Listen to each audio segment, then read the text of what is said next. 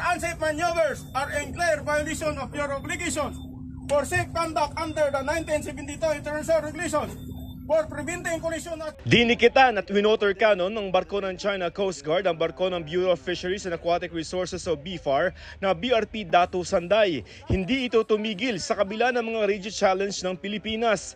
Nangyari ito sa Sandy K2 sa Pag-asa Island sa West Philippine Sea. Ang mas malaking barko ng China Coast Guard kitang-kita kung paano lumapit. Ayon sa Philippine Coast Guard, ginit-git ng 2 beses ang BRP Datu Sanday. Ayon sa PCG, nasira ang kaliwang bahagi sa may nguso at smokestack ng Datu Sanday. Kasama ng Datu Sanday ang isa pang barko ng BFAR na Datu Pagbuwaya na pareho may dalang mga Pilipinong siyentista sa lugar para sa pag-aaral. Ito ang kauna-unahang pagkakataon ng water cannon ng China sa may Pag-asa Island kung saan meron silang regular na presensya.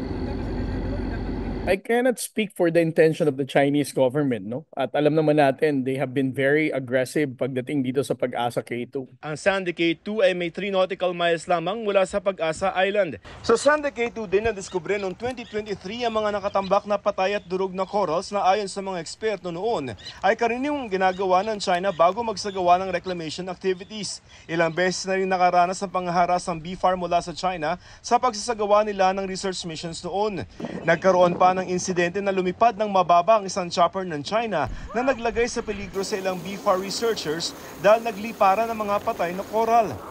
Noong April 25, naglabas ng litrato ang China kung saan nakatanim doon ang flag nila. Pero mabilis itong pinabulaanan ng pamahalaan noong April 27 sa kabila ng mga agresibong aksyong ito ng China sa Pag-asa Island. We have sovereignty over these waters, and that despite of their harassment and bullying, ang ating pong BFAR, ang Coast Guard ay patuloy pa rin pong gagawin ng marine scientific research dito, and it will not stop us in doing this operation. Hinihingan pa namin ng panig ang China.